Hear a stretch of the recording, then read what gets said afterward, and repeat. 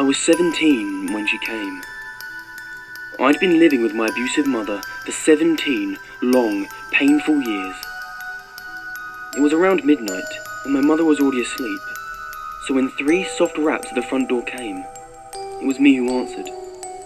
An odd-looking little girl stood there, with cheeks pale and colourless, blonde hair in braided pigtails, pink dress torn a little at the hem, feet bare and turning slightly blue from the cold of winter, and black eyes, fathomless, deep, black eyes. I quickly let her in, thinking of how horridly underdressed she was. It wasn't until later I'd wonder why she'd not been shivering, or even question as to why she was here in the first place. I got her into the living room, rubbing her little form in a thick afghan my grandmother knitted. She held it, though it didn't seem to affect her, and I smiled. "What's your name, sweetie?" A long silence passed, in which she stared at me. I was beginning to be discomfited by her black gaze, when she parted her lips and spoke in a soft voice. "Lacey Morgan." I nodded, smiling again. "You can stay here tonight, Lacey," I said, motioning to the couch. She curled up in a little ball, black eyes still on me, and I exited the room. That night, I slept soundly, not worrying about my mother beating me, or the strange little girl on my couch. When morning came, I was greeted with a coffee mug to the shoulder. I gave a feeble shout of pain, staring at my mother. "What the hell did you do? Why is there dirt on the couch?" she shouted, confusing me greatly. Upon investigating, I found that Lacey had vanished, the only proof she'd been there being some dirt that must have fallen off her dress or feet. I took responsibility, earning myself a strong hit to my cheek, then left for school. While I was there, I heard something that sent chills down my spine. Lacey Morgan was found dead last night. I passed the day waiting for any more news on the subject, but found none.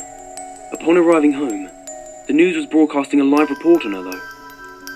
Lacey Morgan, 6 years of age, was reported dead at 7 last night. Her body was located in the backyard, buried there in her pink dress. So far, there has been no sign of her mother, Marissa Morgan, who is suspected to be the killer. Marissa has reportedly abused Lacey multiple times, and may be responsible for her death. Suddenly, the picture of Lacey appeared on the screen. She appeared very close to how she was when I met her. Blonde hair in braids, pink dress, pale face. Only her cheeks had colour, and her eyes were baby blue. To most, this would seem unimportant, but to me it was. She died before arriving at my house. If what the newscaster said was true, died hours before. I tried to play it off, going about my business. I went to bed early so as not to have to see my mother. It was around midnight when I awoke to cool fingers stroking the bruise on my cheek. I sighed, leaning into the small hand. "Never again," Lacey whispered, before her hand vanished. Not 10 minutes later, I heard my mother screaming. I rushed to her bedroom, nearly fainting at what I saw. My mum was thrashing wildly on her bed, a small creature having buried its face into her chest. I could hear the sound of flesh tearing, and my mother's screaming increased in volume. I wish I hadn't gotten up. Later on, I tell myself I hadn't, but I had. So when Lacey pulled back from the gaping hole in my mother's chest cavity, I had a plain view of her razor-sharp teeth, glinting in the light, glinting with my mother's blood. She smiled innocently at me for a moment, before swiftly tearing out my mother's jugular. That time, I did faint. And when I came to, I was in my bed. I walked to my mum's room, morbid curiosity getting the best of me. Upon opening the door, I found the room empty. The bed was made neatly, as if my mum had left for work early.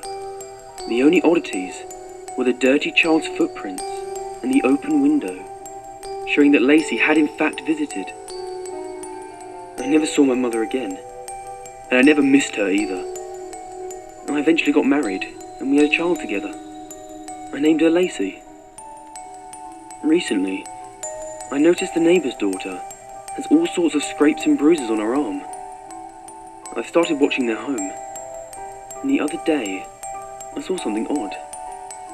A little girl running barefoot through their backyard, up to their back door.